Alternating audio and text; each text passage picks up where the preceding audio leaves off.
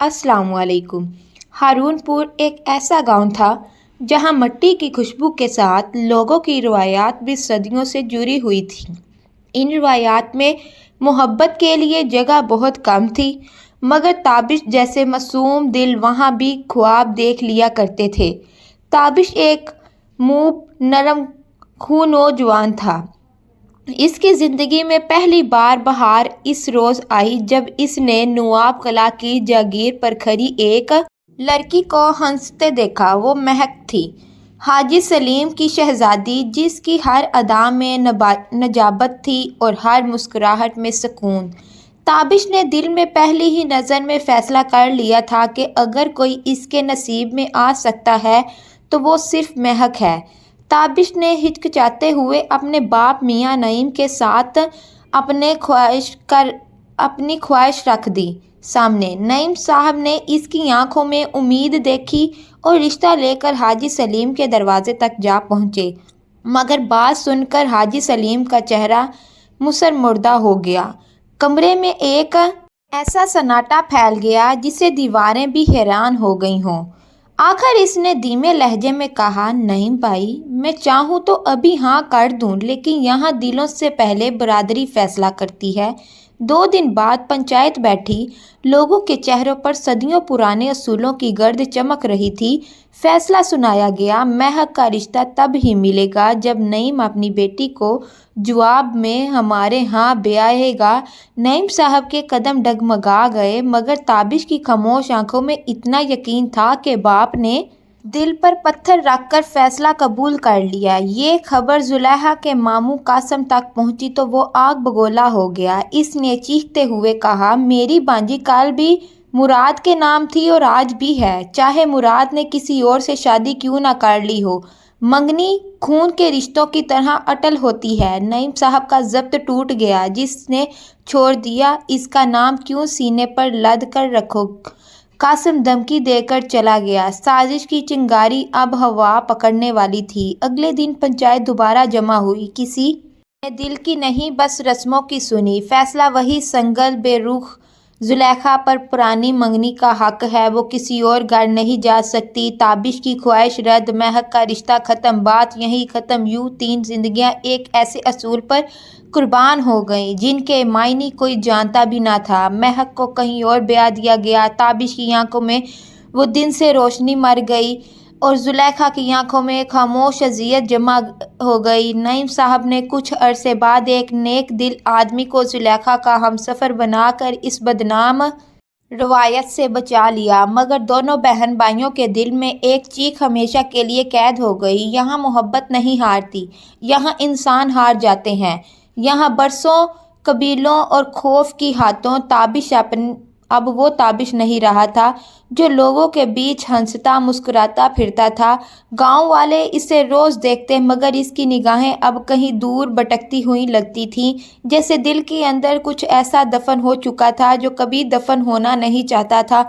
रातों को वो अक्सर छत पर जा बैठता। ठंडी हवा चेहरे से टकराती, मगर दिल में जलने वाली आग बुझने का नाम न लेती। एक रात इसने खुद कलामी में कहा, मैंने सोचा था मोहब्बत नसीब को बदल देती है। मुझे क्या खबर थी कि नसीब ही मोहब्बत की मौत लिख देगा। नवाब कला से आई एक खबर ने ताबिश के ज़ख्मों को और गहरा कर दिया। महक की शादी तो हो चुकी थी, लेकिन लोग सरगोशियों में कहते थे, सरदार इकबाल के घर की दीवारें ऊंची ज़रूर हैं, मगर वहाँ खुशी के दरवाजे बंद हैं।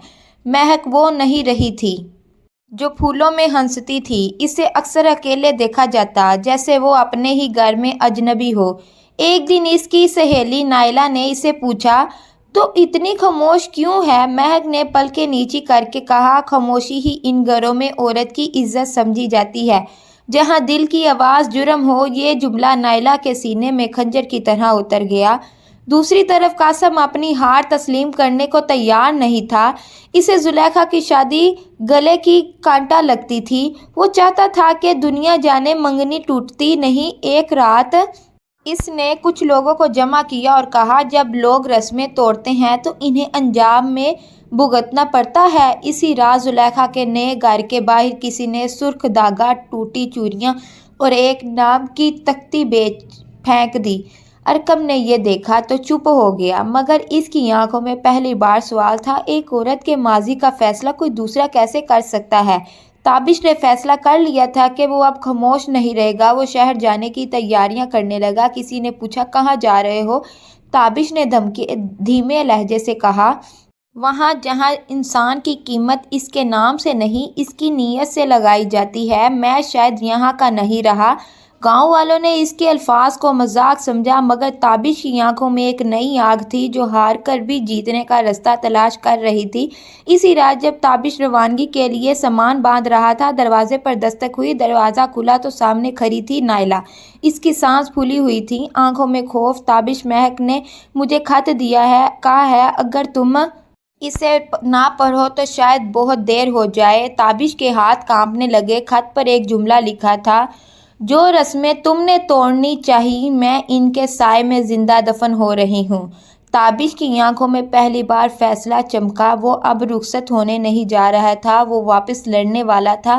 تابش، لوگ سمجھتے ہیں کہ شادی زندگی کا آغاز ہے، مگر میرے لیے یہ انجام ثابت ہوئی ہے۔ یہاں اس گھر میں میرا نام صرف عزت کے ہار میں پروایا ہوا موتی ہے، جسے کبھی اتارا نہیں جا سکتا، نہ چمکنے دیا جا سکتا ہے۔ سردار اقبال کے گھر میں عورت کی آواز نہیں فیصلہ ہوتا ہے اور اسے ماننا پڑتا ہے۔ تم جانتے ہو میری شادی کیوں کی گئی؟ میری مرضی نہیں تھی، میرے باپ کی انا کی جیت کے لیے۔ اگر تم نے حقیقت سمجھ لی ہے تو ایک بات یاد رکھنا، محبت جرم نہیں تھی، اسے جرم تمہارے لوگوں نے بنایا۔ خط کے آخر میں ایک جملہ تھا جس نے تابش کا دل چیر کر رکھ دیا، مجھے لگتا ہے میں آہستہ آہستہ مر رہی ہوں اور یہاں کسی کو فرق نہیں پڑتا۔ تابش نے خط سنتے سینے سے لگا لیا۔ اس کی آنکھوں میں نمی نہیں، دھواں تھا، جلتی ہوئی غیرت کا دھواں۔ اسی رات قاسم کے لوگوں نے زلیخا کے نئے گھر کے دروازے پر کالے کوئلے سے لکھ چھوڑا، جو رسمیں توڑے وہ رشتے کے لائق نہیں۔ اس کے شوہر ارکم نے یہ دیکھا، پہلی بار اس کے صبر کا بند ٹوٹا۔ اگر میری بیوی کا نام کسی اور کے ساتھ جڑ گیا تو پھر میں کسی کی عزت کو بخشوں گا نہیں۔ یہ وہ لمحہ تھا جب قاسم نے سوچا بھی نہ تھا کہ اب اس کے مقابل ایک خاموش آدمی نہیں، ایک شوہر کھڑا ہو چکا ہے۔ صبح اذان کے بعد تابش نے فیصلہ کر لیا، وہ شہر نہیں جائے گا۔ اپنے باپ سے بولا، ابا اگر خاموش رہا تو ہم سب قبر کے پتھر بن جائیں گے، کوئی نہ ہو تو جو ان رسموں کا احتساب کرے۔ باپ نے حیرت سے دیکھا، یہی لڑکا کل ٹوٹا ہوا تھا، آج فولاد کی طرح کھڑا تھا۔ ادھر مہک کے گھر میں کہانی کا دوسرا رخ پھرپھراتا ہوا باہر آنے لگا۔ محلے کی ایک بوڑھی عورت نے نائلہ سے کہا، مہک کے شوہر نے پہلی بیوی کو بھی اسی طرح خاموش کر دیا تھا۔ یہ گھر عورتوں کی زندان ہے، بیویوں کا نہیں۔ یہ خبر نائلہ کے قدموں کے نیچے سے زمین کھینچ لیتی ہے۔ اسے احساس ہوتا ہے مہک صرف محبت نہیں ہاری، زندگی کی جنگ ہار رہی ہے۔ تابش نائلہ سے ملا، دونوں ایک خوف اور غصے میں تھے۔ نائلہ بولی، اگر ہم نے کچھ نہ کیا تو مہک ختم ہو جائے گی۔ تابش نے پہلی بار ایک ایسا جملہ کہا جس میں شکست کا نام نہیں تھا۔ جب محبت جرم ٹھہرے تو مزاحمت عبادت بن جاتی ہے۔ قاسم نے برادری کو اعلان کیا، زلیخا کو واپس لیا جائے گا، ہم اس رشتے کو ختم نہیں ہونے دیں گے۔ اور اسی وقت برادری کے بیچ میں ایک زوردار آواز گونجی۔ تابش آگے بڑھا اور قاسم کی آنکھوں میں آنکھیں ڈال کر کہا، آج فیصلہ رسموں کا نہیں ہوگا، انسانوں کا ہوگا۔ جو عورت کو زنجیر سمجھتے ہیں وہ کل اپنی نسلوں کو اندھا کر دیں گے۔ ہجوم سانس روکے دیکھ رہا تھا۔ یہ وہ لمحہ تھا جہاں ایک روایت ٹوٹے اور ایک جنگ شروع ہوئی۔